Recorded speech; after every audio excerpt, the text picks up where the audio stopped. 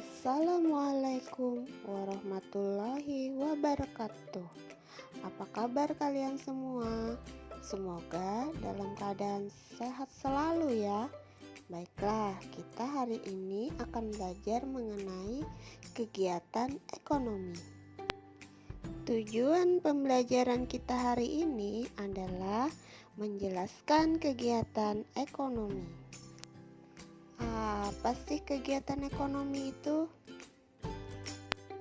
Kegiatan ekonomi adalah suatu aktivitas atau usaha yang dilakukan manusia untuk mewujudkan atau memenuhi kebutuhannya. Terdapat 3 kebutuhan ekonomi, yaitu produksi, distribusi, dan konsumsi. Kegiatan produksi. Produksi adalah kegiatan menghasilkan barang atau jasa, atau kegiatan menambah nilai guna barang dan jasa. Setiap barang memiliki nilai guna atau utilitas yang berbeda. Nilai guna suatu barang akan bertambah bila barang tersebut diolah lagi dan menghasilkan barang lain. Perbedaan nilai guna pada suatu barang. Yang pertama, nilai guna bentuk, form utility, yaitu suatu barang akan memiliki nilai guna apabila telah mengalami perubahan bentuk. Contohnya, kacang kedelai akan memiliki nilai guna lebih tinggi apabila diolah menjadi tahu atau tempe. Yang kedua, nilai guna tempat atau place utility, yaitu nilai guna suatu barang akan lebih tinggi karena perbedaan tempat. Misalnya, pasir akan bertambah nilai gunanya di toko bangunan. Yang ketiga, nilai guna waktu atau time utility, yaitu nilai guna suatu barang akan bertambah kalau barang tersebut digunakan pada saat yang tepat. Misalnya, jaket digunakan pada saat cuaca dingin. Yang keempat, nilai guna kepemilikan atau ownership utility, yaitu nilai guna barang akan bertambah apabila barang tersebut telah berpindah kepemilikannya.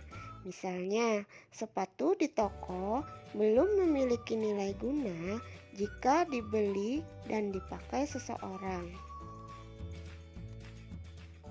Orang atau lembaga yang menghasilkan barang atau menambah kegunaan barang disebut produsen.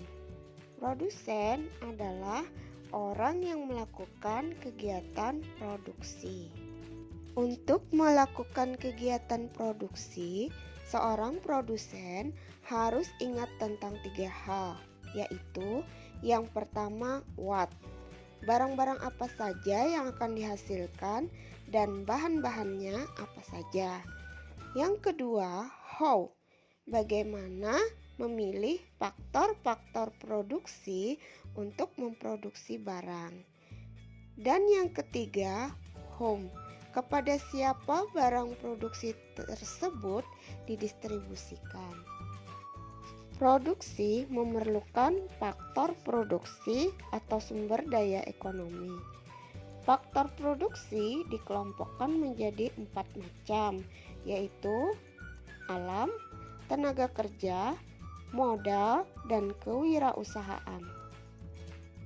Faktor alam dan tenaga kerja disebut sebagai faktor produksi asli karena melalui faktor produksi tersebut manusia sudah dapat menghasilkan barang. Faktor modal dan kewirausahaan disebut faktor produksi turunan karena hasil dari faktor produksi asli. Faktor produksi alam adalah faktor produksi yang disediakan oleh alam sebagai bahan mentah atau bahan baku produksi.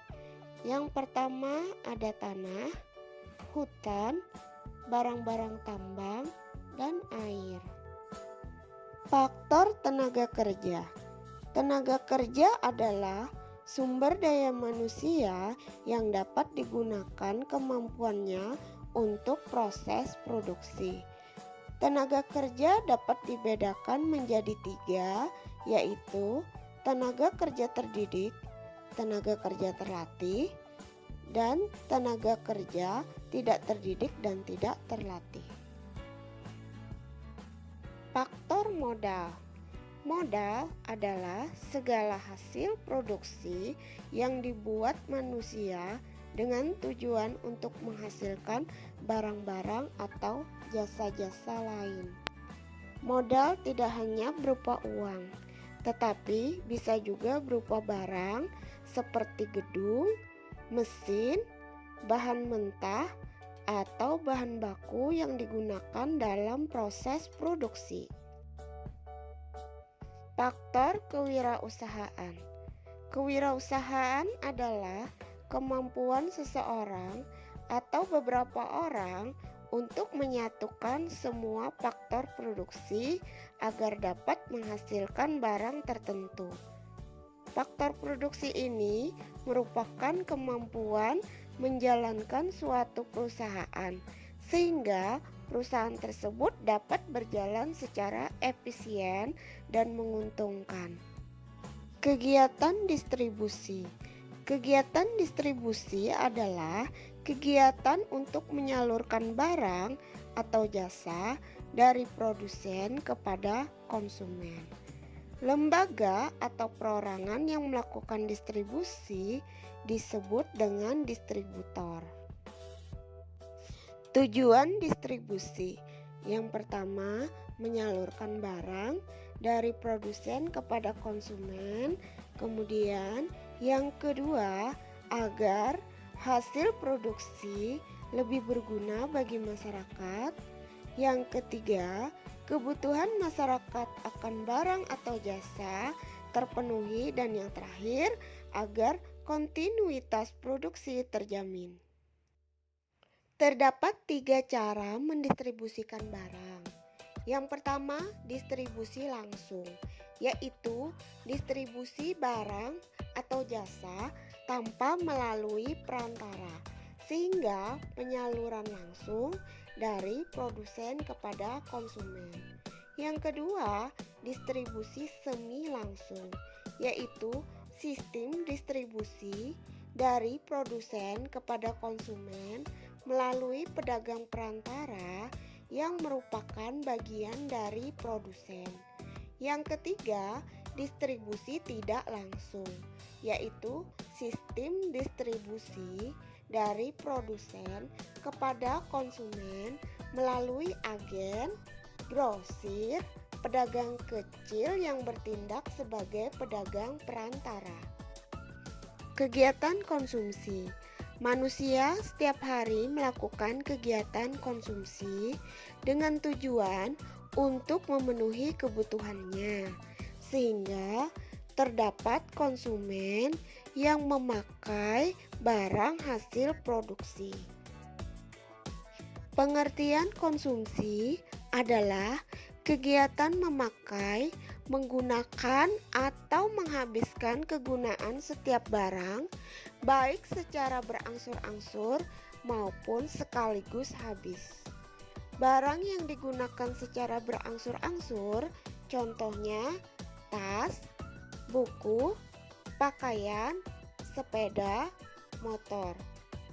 Barang yang digunakan langsung habis, contohnya makanan dan minuman. Pelaku kegiatan konsumsi ada 3, yaitu rumah tangga keluarga, rumah tangga perusahaan, dan rumah tangga negara. Kegiatan ekonomi rumah tangga keluarga. Rumah tangga keluarga terdiri dari ayah, ibu, dan anak. Setiap anggota keluarga mempunyai kebutuhan yang berbeda, baik dilihat dari jumlah maupun ragamnya. Contoh, kebutuhan anggota keluarga bisa berupa makanan dan pakaian. Sedangkan kebutuhan keluarga adalah rumah, listrik, maupun telepon. Kegiatan ekonomi rumah tangga perusahaan. Perusahaan merupakan tempat berlangsungnya proses produksi. Pada saat memproduksi barang, perusahaan ini memerlukan bahan baku, tenaga kerja, dan modal.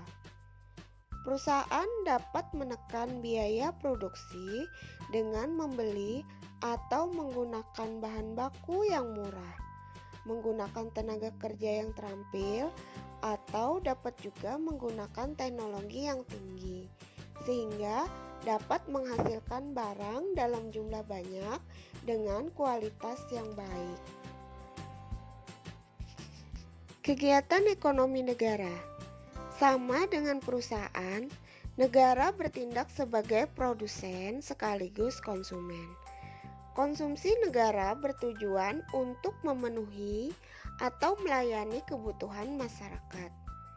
Biaya yang digunakan untuk konsumsi negara berasal dari masyarakat. Negara setiap akhir tahunnya membuat rancangan anggaran dan belanja negara melalui persetujuan DPR. Hal ini dilakukan agar pengeluaran pemerintah dapat sesuai dengan kebutuhan dari masyarakat. Demikian materi kita hari ini tentang kegiatan ekonomi. Sampai jumpa di lain waktu pada materi berikutnya. Wassalamualaikum warahmatullahi wabarakatuh.